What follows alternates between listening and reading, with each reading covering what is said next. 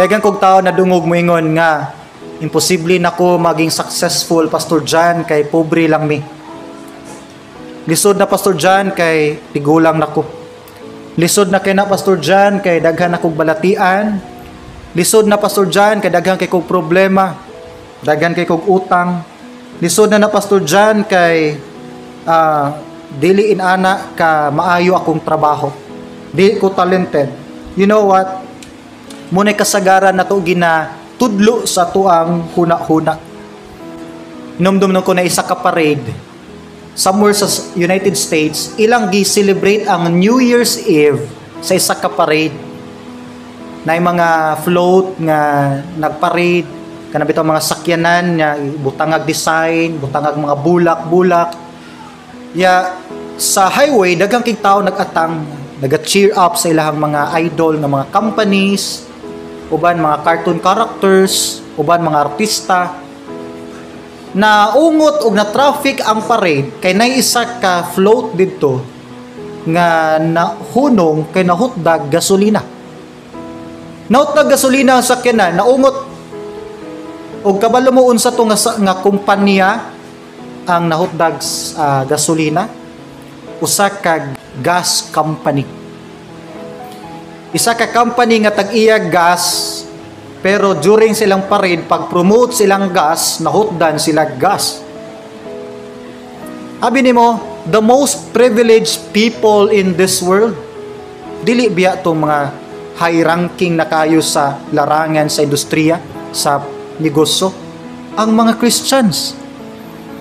Ang tanang anak sa Dios, kita ang may pinaka-direct access sa Father. Malabwan pa na to bisan ang mga angels. Isa ka piyong sa mata, litok nimo sa ngalan ni Christ, abot na nimo ang trono sa Dios Amahan. Power of prayer. The most privileged people in this world ang kaanakan gyud sa Dios.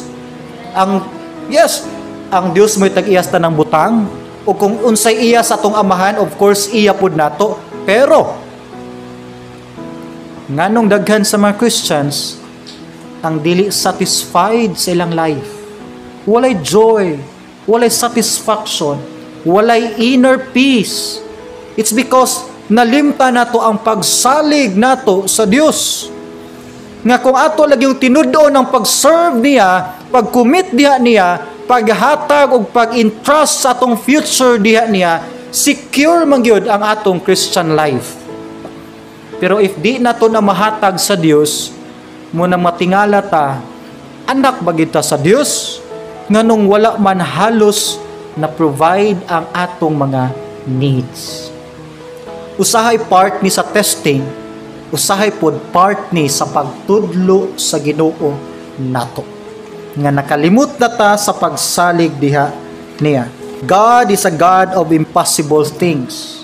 Walay imposible sa Dios.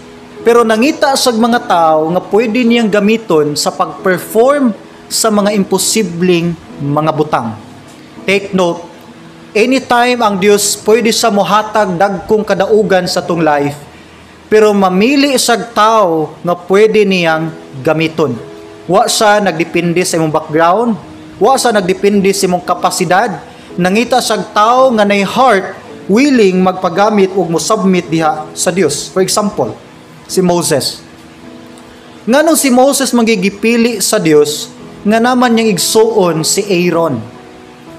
Si Moses da siya sala, nakapatay siya sa Egypt. Si Aaron wala siya sala, nga sama ni Moses. Ngano kang si Moses gud ang gipili instead na si Aaron.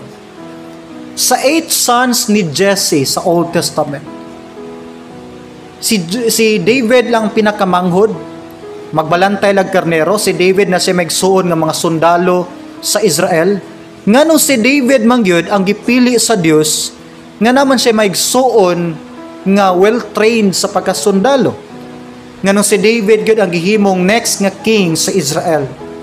Sa 12 sons ni Jacob, nganong si Joseph man ang gipili sa Dios nga mahimong blessing sa yuta sa Egypt o blessing sa entire land sa Israel.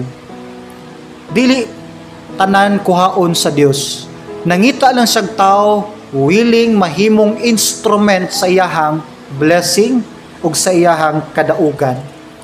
Munang once makita sa Dios nga nakay full obedience diha niya, pwede ka mahimong Moses sa karon nga generation, David sa karon nga generation, Joseph sa ato ang generation.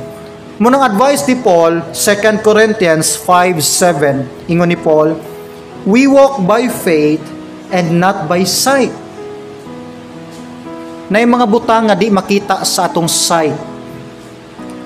Ang promise sa Dios, ang great blessing, ang future nga gi-prepare sa Dios nato, dili ni makita sa ato ang literal nga pananaw lang. Makita ni siya by faith. The evidence of things not seen. Now, ang atong sight, ingon ni Paul, pag kinabuhi by faith, dili sa sight. Ang sight nato man good, moingon, awa na klaro pastor, pobre raman good me. Nakita nako among pamilya nga kabus kayo. Nakita nako ang among panudlanan nga kabus kayo. Nakita nako unsa mi kalisod. Imposible na kayo mahimo pang successful. Munay giingon si mong sight. Pero naay mga promises nga wa nimo nakita nga makita lang nimo by faith. Ang faith pud mo ingon, no. Daghang plano ang Dios giandam sa imuhang ugma. Ug di nimo na masabtan hangtod wa kay pagsalig gyud sa Dios. Ang imong sight mo ingon, no, pastor, daghang kay kog problema karon gyud. Lisod kay sulbaron akong problema, imposible na kining masulbad. Mo nang ingon sa imong sight. Pero ang imong faith mo ingon, no. Kaya buhaton sa Dios ang usa ka burden, mahimong isa ka bridge sa blessing. Ang isa ka problem, mahimong usa ka dako kayo nga victory sa unahan. That's faith. Ang sight mo ingon, no, tigulang na kay ko Pastor John. Di na mahimo. Ang faith mo ingon, no, si Lazaro patay na nabuhi as long as napakay gininhawa og desisyon na ay unique nga purpose o plano pa ang Dios sa imong kinabuhi. Now, nagkinahanglan nig enough nga faith para masabtan nimo, makita nimo ang plano sa Dios sa imong life.